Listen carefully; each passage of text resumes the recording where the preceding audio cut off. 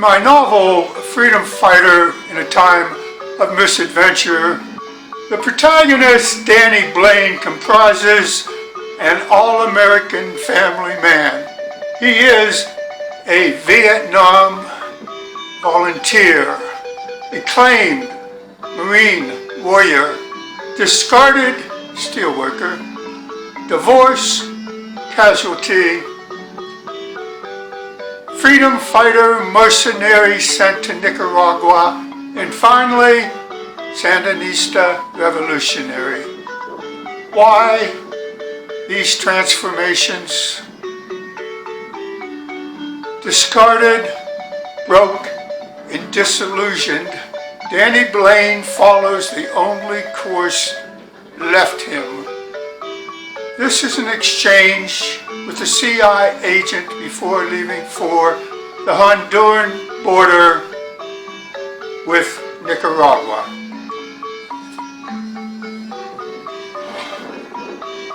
Finally, the financially strapped man spoke to himself.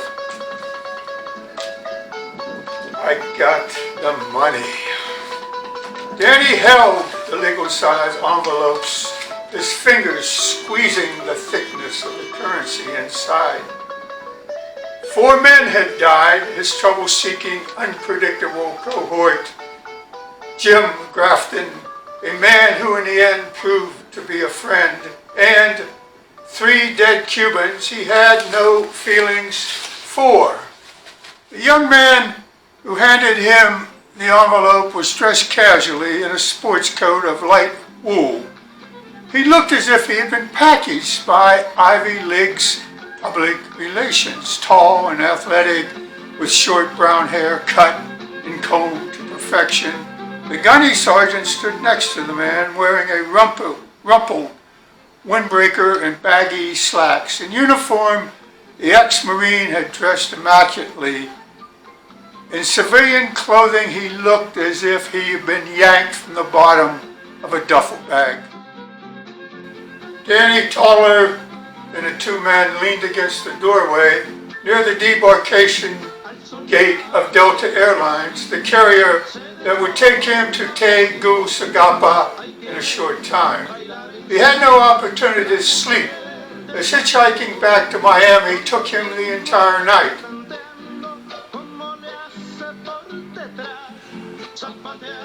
He drank half of the cups of coffee that he held, felt the surge of caffeine enter his system, and listened to the suave, younger man.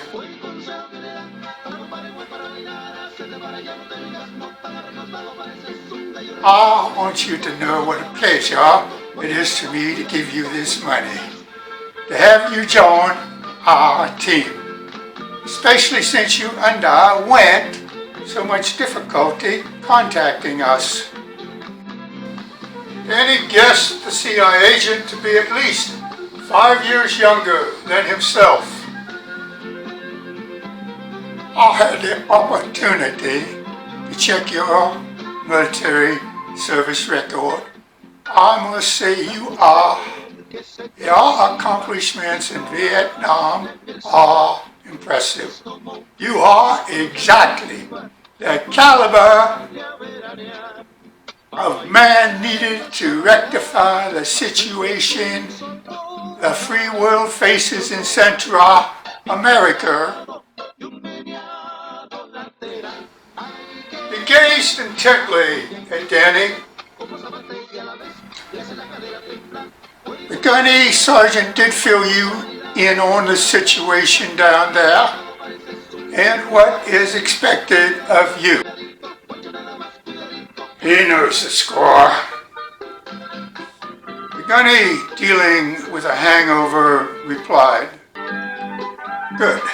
You are about to undertake is perhaps even more important than your mission in Vietnam.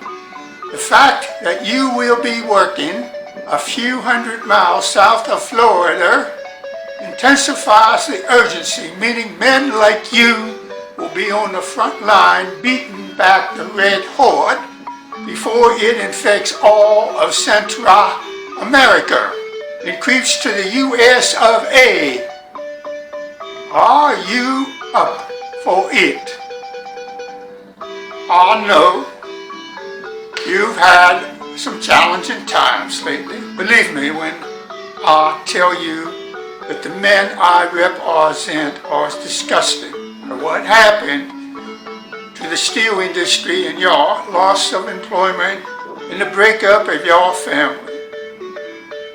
That is not the kind of life we want for men who defended our country.